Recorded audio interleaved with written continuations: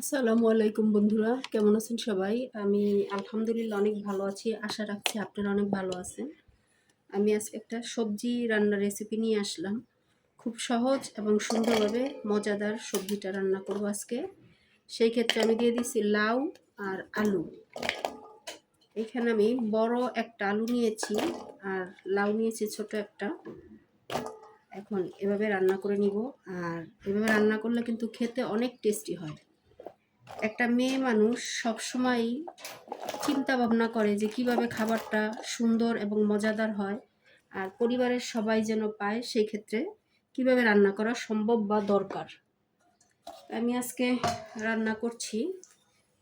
দিয়ে দিলাম লাউ আর আলু, এখন দিচ্ছি কিছু পেঁয়াজ কুচি, একটু হলুদের গুঁড়া দিয়ে দিলাম, দিয়ে দিচ্ছি একটু কাঁচামরিচ আর ধনিয়া বাটা। মোট 7-8টা কাঁচামরিচ বেটে নিয়েছিলাম, তা থেকে আমি অর্ধেকটার মতো দিয়েছি। স্বাদ মতো লবণ। এখানে আছে সব ধরনের গরম মশলা, সব ধরনের বললে ভুল হবে, জিরা, এলাচ, দারচিনি এই।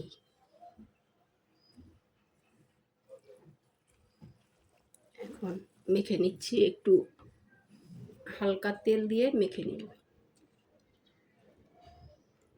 তেলটা এখানে আমি অল্পই ব্যবহার করব, কারণ ফোড়নের সময় আবার তেল দেওয়া লাগবে, সেই জন্য এখানে আমি অল্প একটু তেল দিলাম। দিয়ে দিচ্ছি আদা রসুন বাটা অল্প একটু।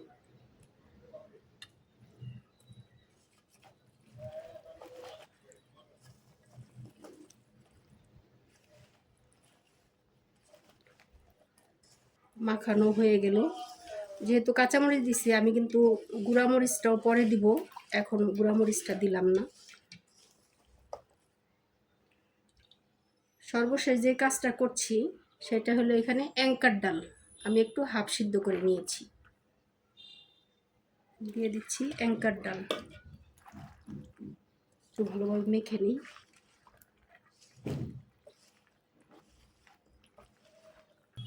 এখনকার বৃষ্টির সময়গুলি যে কি বোঝা যায় না, এখনই একদম আকাশ অন্ধকার হয়ে বৃষ্টি নামে, আবার রৌদ্র ওঠে। তা আমি পরিমাণ মতো ঝোল দিয়ে বসায় দিলাম, হইতে থাকুক, আসছি কিছুক্ষণ পর। যেহেতু আলু আর ডাল দেওয়া, এই যে সিদ্ধ হয়ে গেছে তরকারিটা, আরেকটু জাল করে নিয়ে তারপরে ফোড়নটা দিব। আরেকটু জাল হইতে থাকুক। ফোড়ন দেওয়ার জন্য দিয়ে দিচ্ছি তেল। যেহেতু আমি আগেও তেল দিয়েছি অল্প, এখন ফোড়নের তেলটা দিয়ে দিলাম। পেঁয়াজ দিয়েছিলাম অল্প, এখন আবার একটু পেঁয়াজ দিচ্ছি, রসুন। এখানে আমি কাঁচামরিচ বেটে দিয়েছিলাম, কিছু অর্ধেক করা কাঁচামরিচ দিয়ে দিচ্ছি, আস্ত জিরা।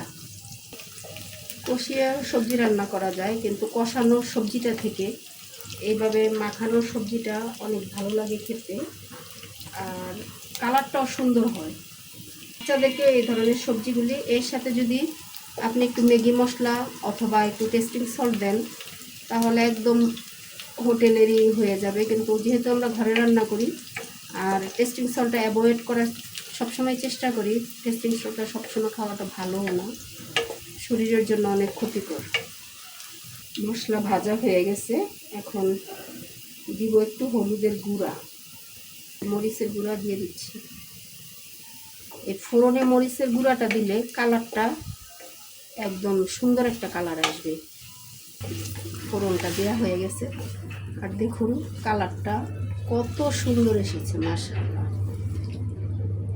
ফোড়নের মধ্যে আমার যেহেতু আস্ত পাঁচফোড়ন নাই, সেজন্য আমি আস্ত পাঁচফোড়ন দিতে পারলাম না। এখানে আমি দিয়ে দিচ্ছি পাঁচফোড়নের গুঁড়া।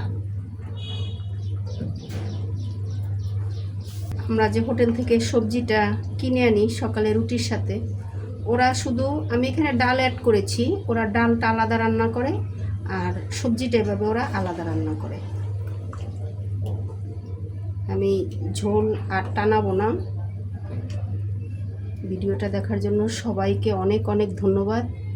আর সবাই ভালো থাকেন, আমার জন্য দোয়া করেন, আমিও সবার জন্য দোয়া করি। আল্লাহ হাফেজ।